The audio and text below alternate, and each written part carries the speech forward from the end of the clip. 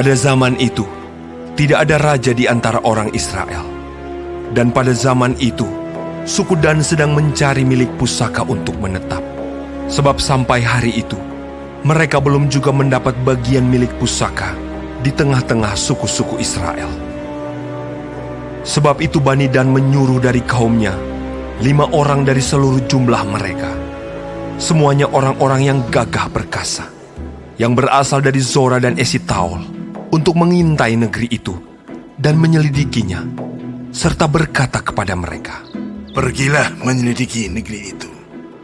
Ketika orang-orang itu sampai ke pegunungan Efraim di rumah Mika, bermalamlah mereka di sana.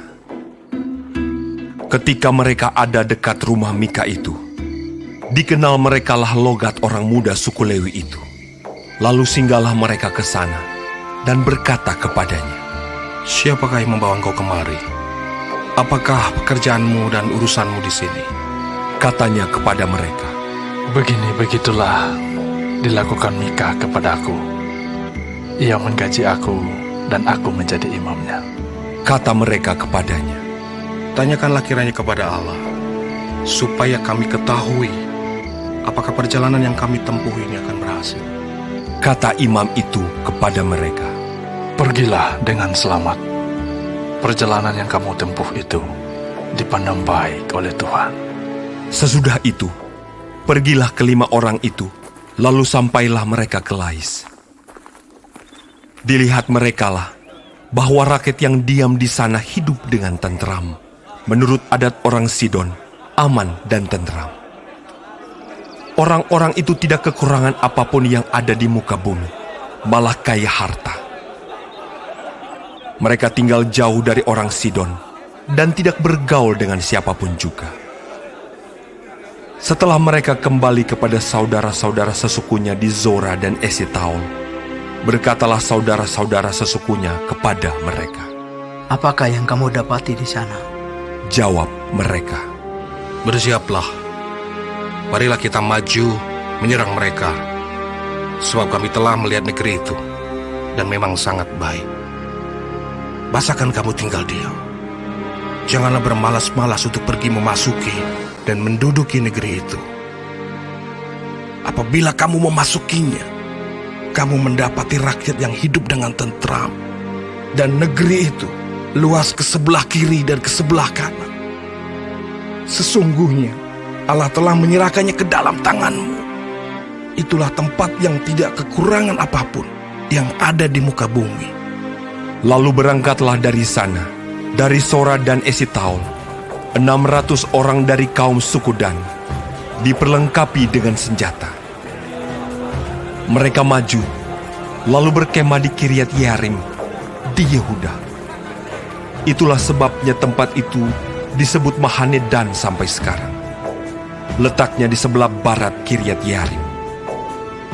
Dari sana, mereka bergerak terus ke pegunungan Efraim dan sampai di rumah Mika.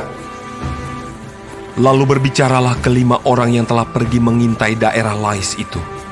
Katanya kepada saudara-saudara sesukunya, "Tahukah kamu bahwa dalam rumah-rumah ini ada efod, terafim, patung pahatan, dan patung tuangan? Oleh sebab itu, insafilah apa yang akan kamu perbuat." Kemudian mereka menuju ke tempat itu, lalu sampai di rumah orang muda suku Lewi itu, di rumah Mika, dan menanyakan apakah ia selamat. Sementara ke-600 orang dari Bani Dan, yang diperlengkapi dengan senjata itu, tinggal berdiri di pintu gerbang. Maka kelima orang yang telah pergi mengintai negeri itu, berjalan terus, masuk ke dalam, lalu mengambil patung pahatan, efod, terafim, dan patung tuangan itu. Adapun imam itu berdiri di pintu gerbang bersama-sama dengan ke-600 orang yang diperlengkapi dengan senjata itu. Tetapi setelah yang lain-lain itu masuk ke dalam rumah Mika dan mengambil patung pahatan, efod, terafim, dan patung tuangan itu, berkatalah imam itu kepada mereka, Berbuat apakah kamu ini?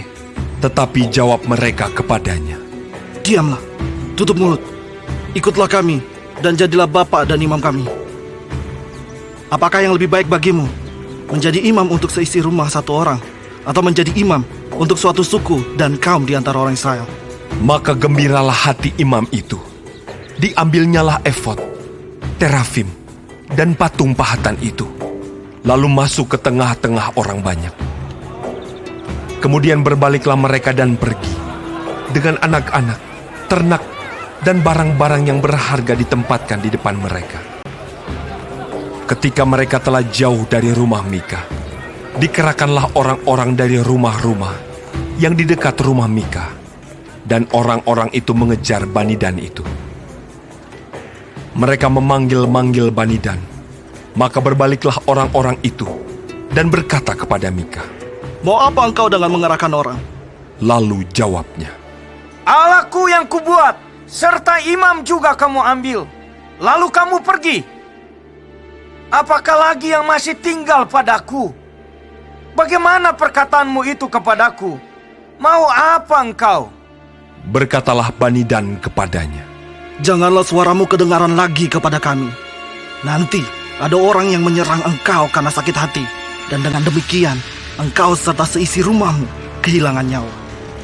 Lalu Bani Dan melanjutkan perjalanannya. Dan Mika, setelah dilihatnya, mereka itu lebih kuat daripadanya. Berpalinglah ia pulang ke rumahnya. Lalu Bani Dan, dengan membawa barang-barang yang dibuat Mika, juga imamnya, mendatangi Lais, yakni rakyat yang hidup dengan aman dan tentram. Mereka memukul orang-orang itu dengan mata pedang, dan kotanya dibakar. Tidak ada orang yang datang menolong, sebab kota itu jauh dari Sidon, dan orang-orang kota itu tidak bergaul dengan siapapun juga. Letak kota itu di lembah Bet Rehob. Kemudian Bani Dan membangun kota itu kembali dan diam di sana. Mereka menamai kota itu Dan, menurut nama bapa leluhur mereka, yakni Dan, yang lahir bagi Israel. Tetapi nama kota itu dahulu adalah Lais. Bani Dan menegakkan bagi mereka sendiri patung pahatan itu.